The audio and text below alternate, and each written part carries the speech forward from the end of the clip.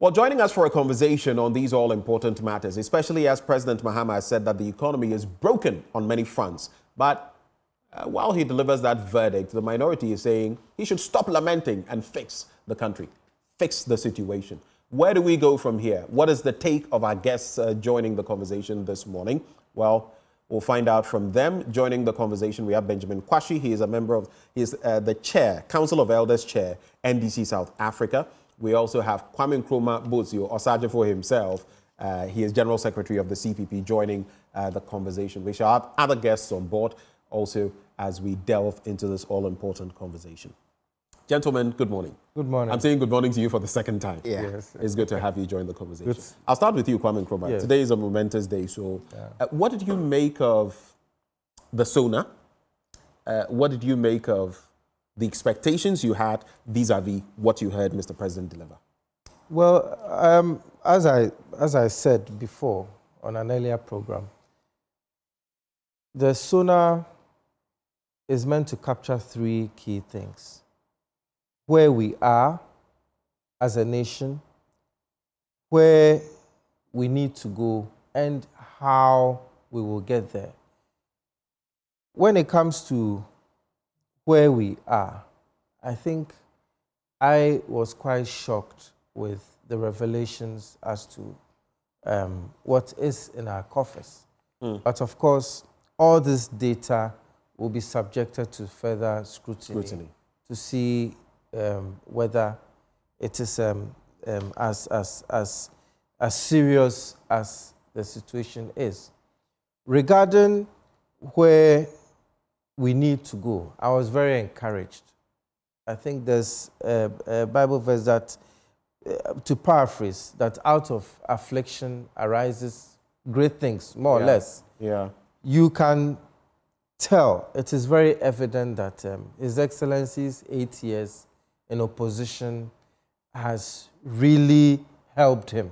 His focus is, more like eagle-eyed focus. He's extremely focused. And how we will get there is something that I think most people reading it will be quite touched with how we'll get there. There are various economic policies outlined. However, throughout, interspersed in the full text, you have His Excellency talking about how two heads are better than one, how everybody's view will be taken into consideration in order to move us forward. I can feel the inclusivity in His Excellency's text, and I pray that he adheres to that inclusivity. Because leading up to this 50th day, there had been a lot of acrimony and let's go after them. Of course, if somebody has looted, we need that money to develop the country. But I think this sounded very, let me say, it was more of a reconciliation speech to try and bring everybody on board. And it has energized a lot of people, including me, to give our all for the country, especially on this memorable day that we remember those who gave their all for the country: Sergeant Ajeti, Corporal Atipo, and Private Odate Lamte. All of us in our corner, at work, wherever we are, we should look at how we can save costs, how we can cut costs, how we can give our all, not only for the present generation, but also for posterity. Thank you for those initial thoughts. Your initial reactions? Well, I think for the first time in a very long while, this has been the Sona that has resonated with a lot of people. For me, my takeout was the honesty within which the president outlined the problems that we had as a nation. I think listening to other pundits discuss the Sona, people have indicated that the president went in there to lament. I beg to disagree that the president didn't go there to lament. The president enumerated the problems we had as a people, what he came in to inherit, and the solutions that he proffered to solve the problems that we have all inherited as a country. Look, Ghana, like the president said, is an economic crime scene in terms of some of an economic crime scene. Yes. Because of some of Ben, I know you would disagree, but that is the truth.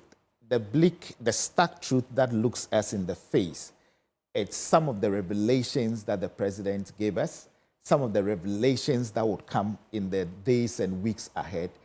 And for us as a people, it is not about making excuses. It is not about President Mahama running away from his responsibility as a commander-in-chief and the leader of the NDC. Remember, the NDC came into power on the back of a manifesto. That manifesto the president has not run away from. That manifesto the president has not said that he's not going to help achieve the tenets of that manifesto. But we should understand as a people that it looked bleak, there's hope, and there's a president who has said that he's going to do everything in his power to fix the mess that he has inherited, to fix the country, to fix the economy. Speaking about that, we know youth unemployment on its high ascendancy. The president has indicated what he wants to do. In all other sectors, in the sector of education, he told us what he wants to do, the reforms he seeks to achieve. In finance, he told us what he believes that we should be able to do.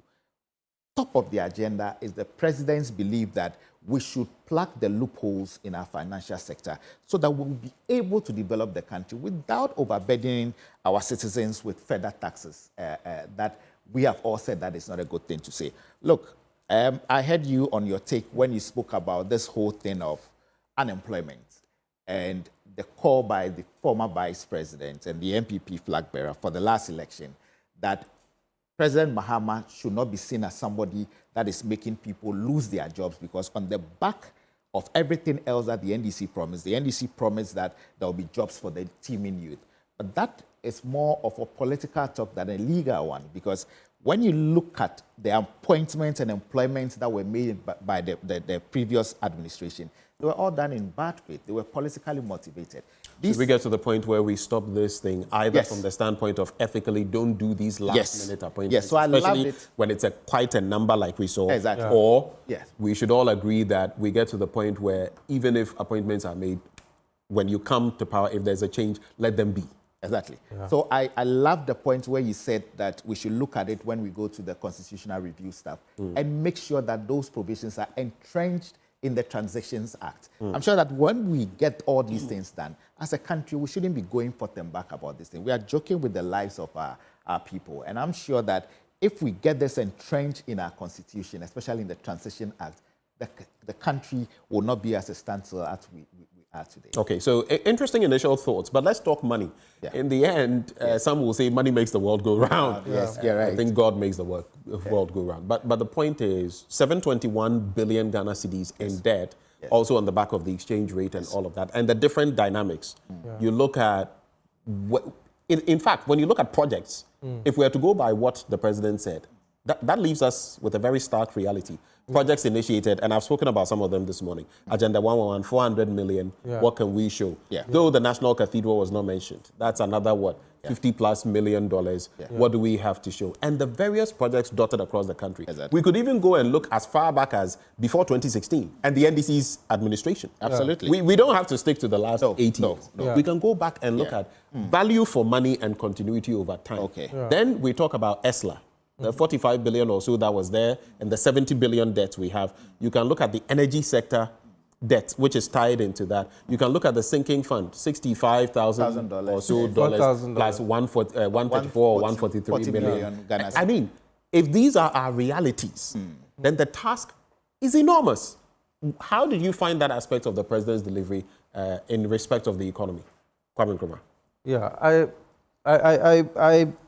I believe his delivery was spot on, because if you speak of the sinking fund, as against the $64,000 that was left, it looks like in 2017, what was left in the sinking fund was $250 million. So, indeed, it is a very serious issue to leave just $64,000. If that is true, if that is true, if that is true, which means that we need to get the data right and find out why this is so. It's possible that there may have been a justifiable reason, because let's not forget, I'm not holding brief for the NPP per se, but let's not forget that the COVID crisis in itself also introduced different dynamics to economies worldwide. We can weigh all these things against the data that we have in order to arrive at why we have this $64,000. The debt is indeed astronomical, 721 billion cedis. But I'm encouraged, I think we'll be able to dig out of it. However, I suppose that the only issue I may have regarding these statistics is the use of the term crime scene. The use of the term crime scene. I think it's a bit too harsh. What has happened will be looked into, but let's not forget that if indeed some of these mismanagement in courts ends up in court, it will be difficult for those who have been accused to say that they will get a fair trial. I believe perfectly in our judiciary. Even in the recent expose, Ghana in the Eyes of God, I was captured on camera saying that I believe in the judiciary. And as a legal practitioner of quite a few years, I do believe in the independence of our judiciary. However, if the first gentleman of the land is already calling what has happened an economic crime scene, it's going to be quite difficult for some aspects of the judiciary, when they have to exercise their discretion, to exercise it in a position that will be fair to both the accused and the state. Because it has already been called a crime scene. It's supposed to be innocent until proven guilty. So I think that we should try and avoid, but all in all, it was a State of the Nation address that sought to bring us together. But we should try and reduce use of some of these terms and rather concentrate on how we can even get those on the biggest minority, biggest opposition party, the NPP, to also come together with us to dig us out of this 721 billion cedi hole. Because you cannot say that it is all the NPP officials who mismanage the economy. There may have been some mismanagement here and there. But let's see how we can bring everyone on board in order to dig us out of this hole. And I'm glad you brought up the issue of even going beyond to 2017, 2016 to the NDC time. Indeed, the CPP came out even as far back as when oral was instituted, that oral should go as far back as 1992 and look at everything that has occurred in the Fourth Republic and see how we can retrieve any loot that has been able to evade detection. Interesting points you make, and that is why I'm saying even in seeking accountability, we should go past the last 8 years. Exactly. And maybe even go into other years and also what was left, right? Yes. Because you remember when the MPP came into power in 2017, they were also talking about some, the sinkhole they had been left with. But if you do the comparative, this could be dangerous where we find ourselves, even if you look at the figures in the sinking fund. But let me bring in Dr. Jabir Mohammed. He is a senior lecturer at University of Ghana Business School. Good morning, Doc. Good morning. And good morning to all our listeners. Right. Very quickly, yesterday we were here. We spoke copiously about the economy and your expectations. With what the president delivered, did it meet your expectations? And is the situation dire? Did you see what the president saw? Well, thank you once again. I think that the president presented the true state of the nation, even as we continue to mention. But, I mean, one of the key things that I see is that I see some sort of comparison analysis between the two political parties, especially looking at it from the point of view of how the nation has been sunk. If you look at what the President Akufo-Addo did in 2017, he painted a gloomy picture of the economy. And he said that the economy was not in a very good shape, even though he took it at a level where GDP was like 3.4%, inflation was like 15%, and the debt level was like 122 billion Ghana cedis. As you currently stand, and yesterday the president said that the debt level is about 721 billion Ghana cedis. Which means if you look at it, 120 something, we've added basically 600 billion. Yeah, 600, almost 590 something billion has been added to the debt stock, which to me is alarming in the sense that, if you want to look at debt is not bad in a sense. True. But what is the marginal efficiency of the debt that you have borrowed? If you borrowed money and you bring the money into an economy, then it means that you should have a productivity that is capable of repaying the debt. Have we invested the money in sectors that is capable of rekindling the economy and ensuring that the economy pays for itself? That is a question that we should be asking ourselves. So for me, I think that these are critical moments of the nation. And the president did not just say that, he says he wants to fix it, and that he has taken an oath, and he has entered into a social contract with the good people of Ghana, and he's of the opinion that he wants to fix it. So if he wants to fix it, then there is no way for him to continue to blame a past government. This is not the only, he enumerated a lot of sectors of the economy within which the debt is bedeviled as, even our state-owned enterprises. If you look at the ECG alone is owing about 68 billion. But for me, what aspect that I see was challenging is that, you see, he mentioned 68 billion, then he came back to mention 70 billion, which means that there is a disparity of 2 billion. So we have to be able to reconcile our figures. And I also heard on news that the opposition was saying that the amount of money they said they left in the sinking fund was not what it is because they have different sinking fund accounts. But I believe that the president cannot just come out and spew out information like that.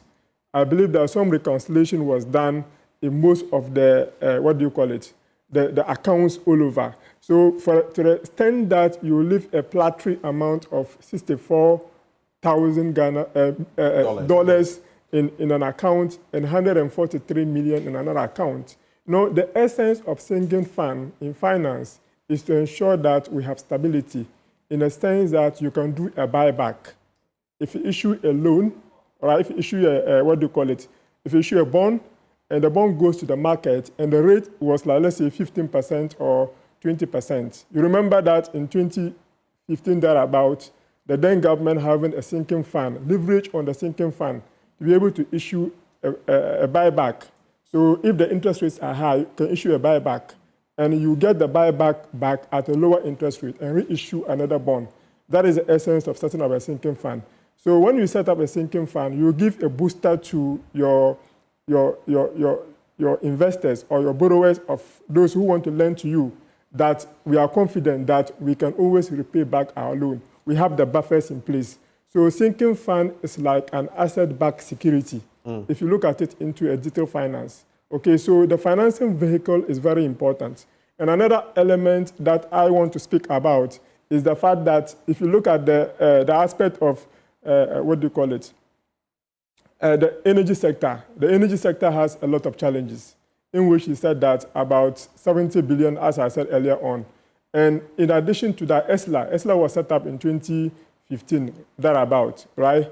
And the actual the vehicle was set up in 2017 when the new administration took over. And since 2017, you remember a bond was issued called the bond of templating. You remember that bond? And at a rate of 19.something%, which means that it was issued at extremely higher interest rates. And the ESLA funding was used as ABS, asset-backed security. So they came out with a special purpose vehicle that was used for that. And I heard that about 45 billion has been collected in the ESLA fund. And that, up to now, things are not working well. Look at the energy sector. We are painting a very bad picture of the energy sector. And to me, yesterday, I said that the 24-hour economy cannot run if you don't have an efficient energy sector. That is it, because energy sector is going to reduce the cost of production. And that is the ultimate goal of it. You have to be competitive with your neighbors. So if you look at the energy sector, I think that the measures that the president is bringing on board, both in the power sector and the upstream sector, are critical elements. Yeah. We should not be joking with the fact that, I mean, this person has done this, that person has done that. We should be more focused at proactive measures in addressing the challenges that we face. We are coming from a debt-ridden economy. We are coming from an economy where interest rates are extremely very high and making our businesses lag behind in terms of competition. We cannot compete with Ivory Coast. We cannot even compete with Burkina Faso, which are even a war zone. We cannot compete with any of our neighbors. Where are we that? This is a country that we can build. We have all the resources that we can finance and ensure that this country is in a better pedestal.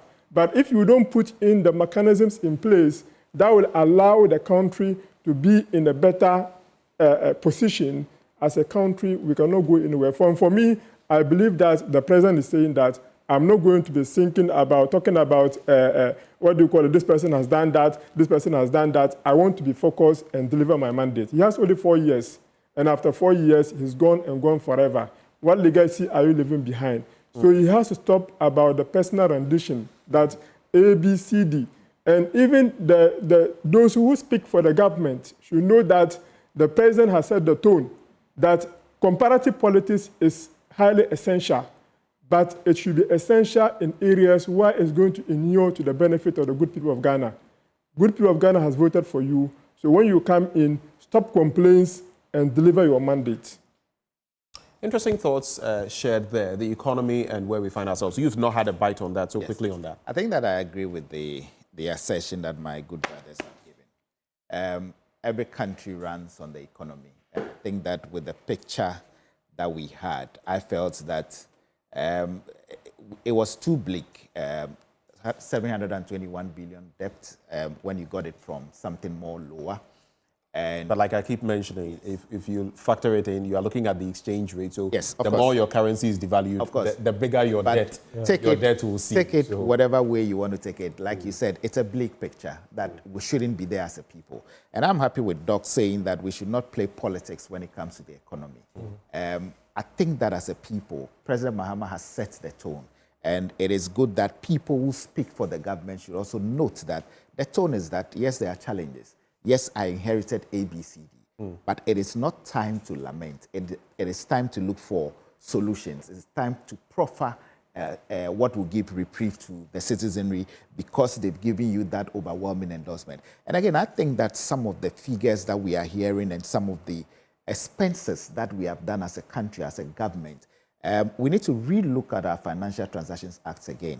Because, for example, if you speak about the Agenda 111 hospital project, where the president indicated that there was 400 million that was disbursed, 400 million US dollar that was disbursed for the Agenda 111 project, and then a rate which is about 18 million per hospital, if you look at that figure that they gave in terms of the whole summary. The president says that we will require almost 22 billion to complete those Agenda 111 programs. Brilliant initiative, great cause for us to invest our money to. If the previous government had invested that 400 million, we would have 22 of the hospitals completed, fully functional. This is money that has gone. Where did the money go to? What happened? And I think that once we start holding our public officers accountable to what they do, because remember, we politicians, we are there at the behest of the people. So not to take the people for granted. I think that these kind of transactions should be a thing of the past where accountability comes before any other thing that we do. Because when you are put in governance, you are put there to work for the people. So if there are things you do that does not adhere to the benefit of the people, then as politicians, I don't think that we need to go that tangent that we are going. I'm happy that President Mahama indicated in his State of the Nation address that the Ghanaian people gave him an overwhelming endorsement. And that endorsement is not an endorsement of him coming to complain. It's for him coming to lament. That endorsement is because they believed in his policies that he presented to the people. Right. Those policies should propel us in ensuring that we work for the collective good of all of us, not for a select few. Let's focus. You cannot have an economy without energy. The president spoke about the fact that he promised back then to end doom, so fix it, and that he did. And that in the same vein, he will fix our economy. But fixing the economy will also involve fixing our energy situation. There's the ESLA situation, there's the ECG's debt, and everything in there. Dr. Jabir, when you look at the numbers, where we are and where we hope to be, what is fiction, what is fact, and maybe what is faction in between the two? Well, looking at it clearly, as I said earlier on, the numbers, this is not something that we cannot overcome. 70 billion Ghana cedis. Just look at the amount of money wasted on the national service scandal. Approximately about 600 million Ghana cedis. And ECG's debt itself is around 60 billion. 68 billion. 68 billion. billion. So you see, for me, coming from the aspect of energy, most of my work is in energy. What I see now is that one, for instance, there is something called there is enclave power, right? And the enclave power is taking over the free zone areas. All right, so it's about financing. The whole picture of the energy problem that we have in the country is about financing. So how do we ensure that we resolve the financing issue? One of it is that we need to be able to reduce the technical losses. And the technical losses are not just only technical, but sometimes it's managerial inefficiencies that the managers of that sector has not been able to put in place. Yesterday, I mentioned that in one of my research, in one of the communities in Western North, the whole community didn't have no meters, no nothing. And they had been in the national grid for more than 5 years. So if you have such places across the country, can you imagine how much losses that we are making? Secondly, you see, if you look at the enclave one, the argument is that about 99% of the revenue is collected. So if you're able to reduce the inefficiencies in terms of the distribution channel, so let's say that we have people like enclave, we have another subset distributors. ECG supply the power to them and say that, okay, I'm a major distributor, I'm having sub-distributors. I'm giving you, let's say, 100 kilowatts of energy power. If plus or minus, you should be able to lose, let's say, 2% or 3%. So which means that we are losing energy of 2%, right? So if you're able to do that, we will be in a better position to collect the revenue appropriately and distribute the power and more accountable. So we have that there is something called the special tariff zones. Some of the companies are within the special tariff zones. So you allow them to go to the special tariff zones and also deal with that. We have the enclave zones, which is what do you call it, the free zone areas. So deal with it with the enclave power. Get about 2 power sectors or 3. Let another one deal with the special tariff zone. Then the other 2 deal with the what do you call it, the residential.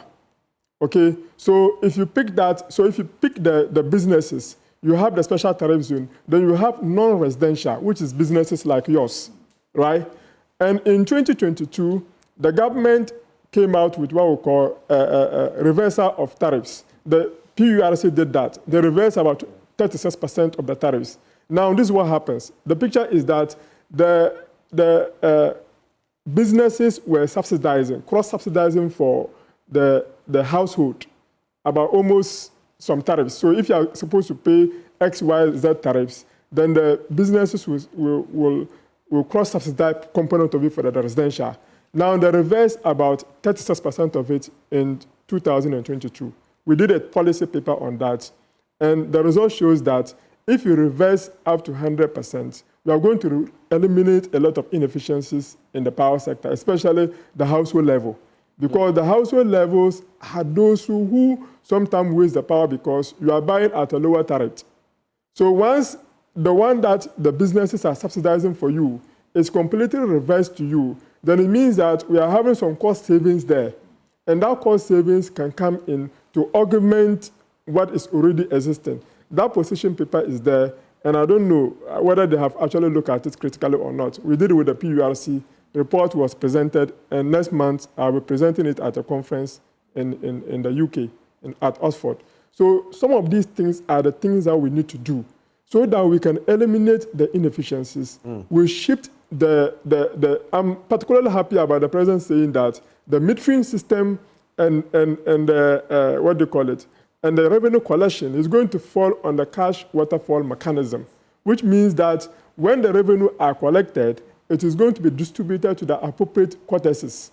And once the distribution is done and done very well, they have some of the problems we've had in the past. Yes, we are not going to have the problem we have had in the past. So we can holistically address the energy crisis if we are committed to it.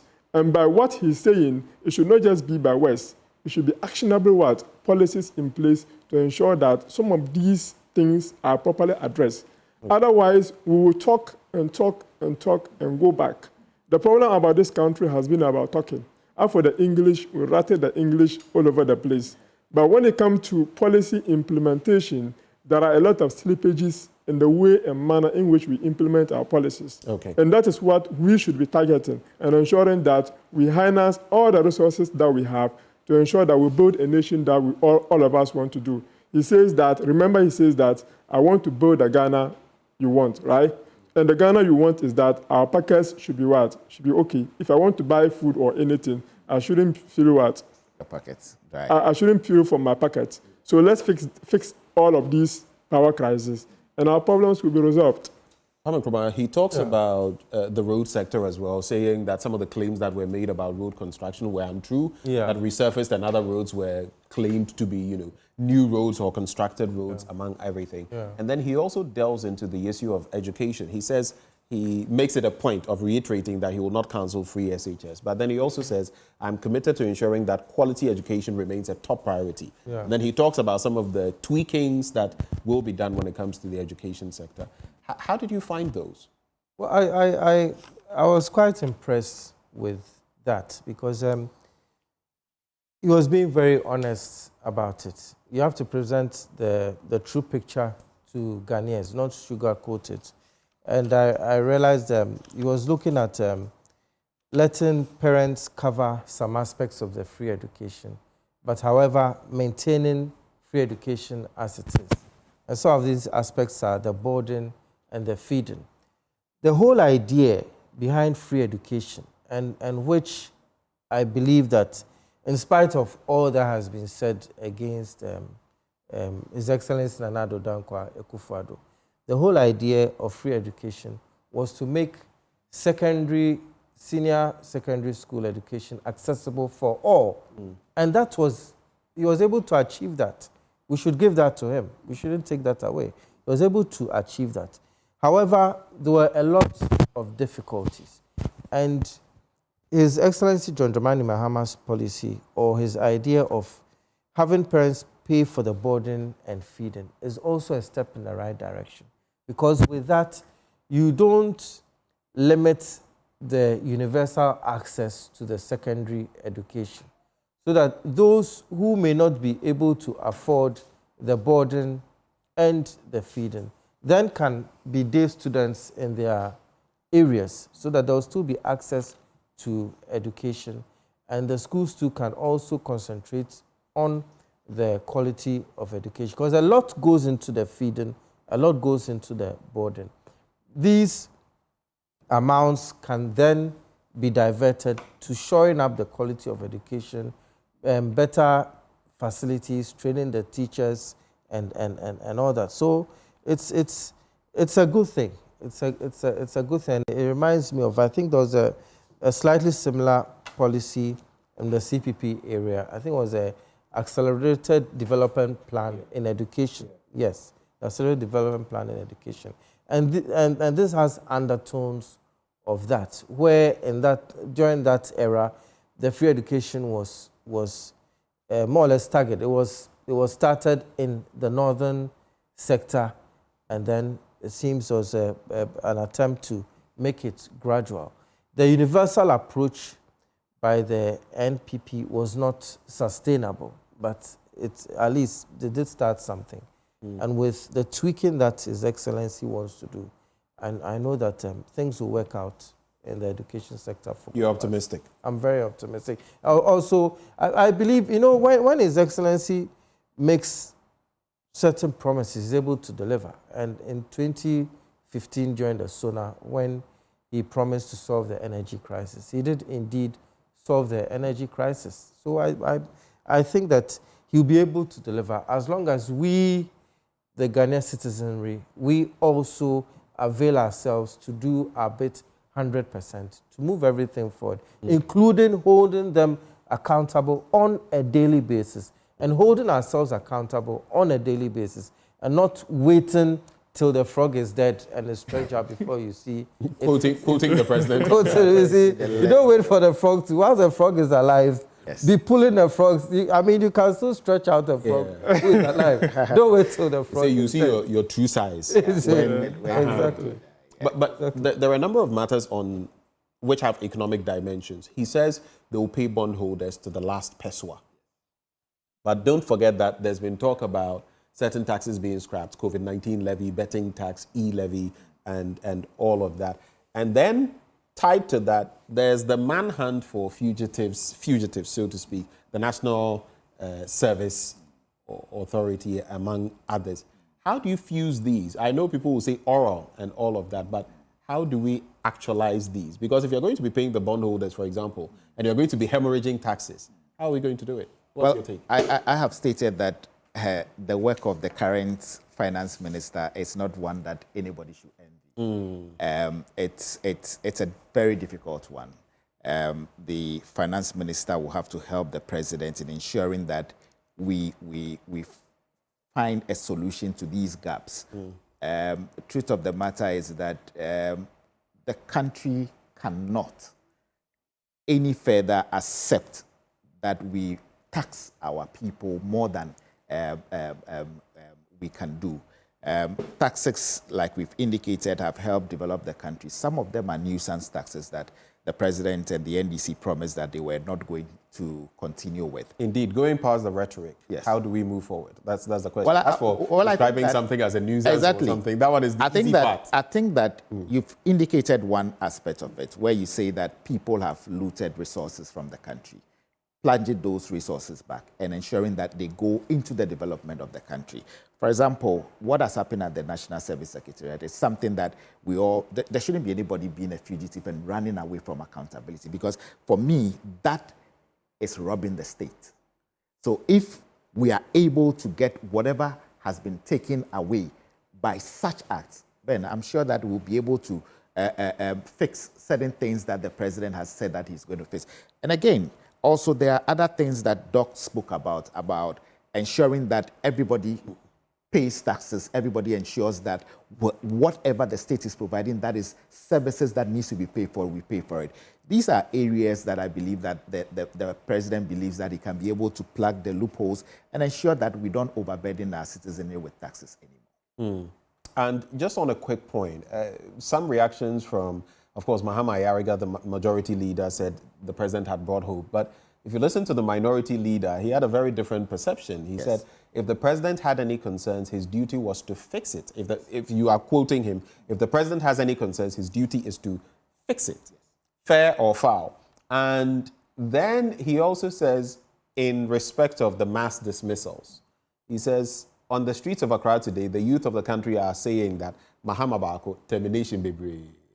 What are your reactions? I think that you stated this in about the employment. I think it's too much of politics that we are doing with this last-minute employments that are supposed to hang on the necks of the next person coming into power. We need to work on that. I think that the minority leaders' assertion reflects what the LPP believes in. We have a country to build. I think that it's early days yet for them to be even saying that there's doomsaw, President Mahama to fix the doomsaw. This is what he was elected to. Yes, the man says that, yes, I was elected to fix the problems, but I've come here to deliver the true state of the nation to everybody so that everybody knows what he has inherited. But quick to add, he indicated that he was not there to lament. He was there to tell them what the problem was and to proffer solutions. In the budget, we are in the budget that is going to be presented. That is where we'll see how he wants to do this to regulate fiscal discipline and ensure that the Ghanaian people benefit from what they voted for in him, ensuring that he restores hope and confidence to the Ghanaian people. I'll come to you, Kwame Nkrumah, but permit me to go to Dr. Mohammed. The very next stop, and you've taken the wind out of my sail, was then the budget, because he mentions certain things and he talks about in the budget that will be presented, in the budget, because that is where, like some economists have already said, you will get to see whether government is cutting expenditure, where they are cutting it, whether they are trying to be more efficient, effective. That is where it will be exposed. Yeah. What then would be your reading or your expectations of what likely could be in the budget by way of education, by way of the economy, among others? Well, I think that as Nkrumah said earlier on, the president is looking at a different picture of the educational sector. If I recall, from 2017 to 2024, the free senior high school has cost the state 18.6 billion Ghana cedis. And last year, it was 2.7 billion that we spent on free senior high school. So if you want to do cost-cutting mechanism by reducing the element of the boarding fees, it means that the cost implication might come a bit down. That is a savings that you are going to make. But I have always maintained that, well, if you want to remove that boarding fee, well, that is fine. But I still believe that we should maintain it as it is. Because I think 2.7 billion is just a microcosm of the entire budget that we are going to present. Sometimes we present a budget of, let's say, last year it was about 200 and something billion expenditure. And next year, this year, I'm sure it's going to be similar thing. So what is the efficiency of the revenue generation? And what is the efficiency of injecting the money into sectors of the economy that is capable of translating into a real growth? Because it is only through the real growth that you can create jobs. And yesterday, I mentioned that a 5% increase in output leads to 1% increase in employment. It's a basic macroeconomic principle. So once we are able to put the money into good sectors of the economy, they will yield the result that we are trying to desire. Now, the president has also reduced the ministers and says that he's keeping it not more than 60 ministers. And our analysis showed that about 40 million Ghana cedis is going to be saved. I don't know whether it is monthly or it's annual. So if you granting that is actually over the 4 years. Yes. A year you're saving about 9 point something, close to 10 million. Okay, close to 10 million Ghana cedis. But that is just on emoluments, basically salaries. Salaries. Purely yes. salaries. Salaries. So other benefits, surrounding benefits, perks are not included. Exactly. So we have backward and forward leakages in economics. And if you look at it from that perspective, you realize that the backward and forward leakages are going to be roping in additional money. Just look at the amount of money that's going to be saved through procurement issues and all of that, goods and services. Because if you pick the budget has certain components: compensation to employees, goods and services, transfer to statutory authorities, etc. All of these elements, interest payment. And the president mentioned that amortization and interest payment alone in the next 4 years is going to be 280 billion Ghana cedis, right? About 150 billion is for domestic debt servicing, and 130 is for what? It's for foreign debt servicing. So we have a Herculean task to cooperate with. But then, what measures are we putting in place to ensure that we have that efficiency? Right. So I am more interested in the efficiency of spending, so that when you spend on this sector, let's say if you put 2% in agriculture, what is the resultant impact is going to have on job creation? Because that's the ultimate goal of everything. Right. If you put 2% into the 24-hour economy, what is going to be the ultimate goal in the output? Output. How does it impact the economy? How does it impact the economy? So that is what I'm more interested in. So I expect the finance minister to look at it holistically and ensure that we connect to sectors of the economy.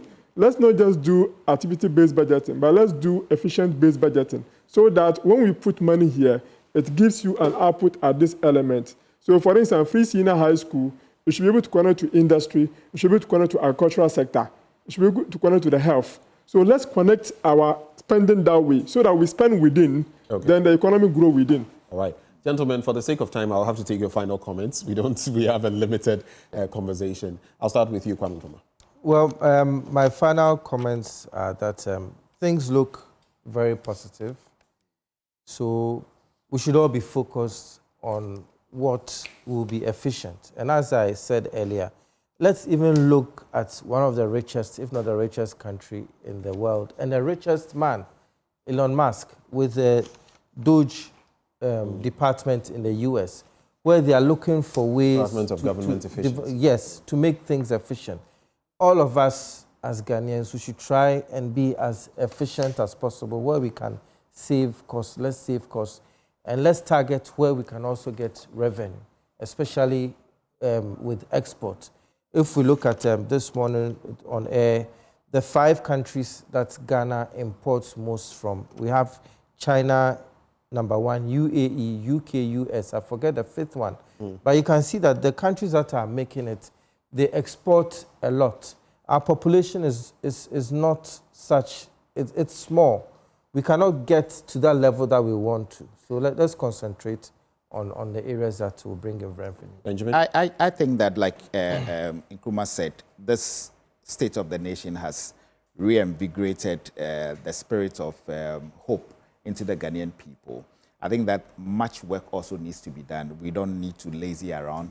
The president has appointed people to serve in various capacities to help him in this Better Ghana agenda. I think that this is a call to service, this is a call to duty. Anybody that the president has appointed should know that in our collective efforts, individually so, we are able to achieve what we wanted to achieve. We should remember that it can look more bleaker if we don't do things right as a party, as a government. The people have given us that overwhelming endorsement. We shouldn't take it for granted. We should ensure that as a party, we work towards the betterment of all, not a select few of our population, not NDC people alone, but the whole country. And I'm sure that the president has set the tone for it. And at the end of the day, he would ensure that we achieve that. All right. I would have ended the conversation, but I see Doc has a final point he wants to make, so I'll give you. Well, I think that the president is in a good cause. And let's help him as a country or as a nation. Both NDC and MPP and all political parties should join hands so that we can build the Ghana we all want. Thank you. Thank you very much, gentlemen, for joining the conversation. Benjamin Kwashi is Council of Elders Chair of NDC South Africa. We also have joining the conversation Kwame Nkrumah, General Secretary of the CPP, and Dr. Jabir Mohammed, Senior Lecturer, University of Ghana Business School. This has been our post-Sona analysis right here on the AM show. Do stick and stay. We have a lot more action coming your way, including, well, our own e-corner with Noella. You want to stick and stay? We'll be right back.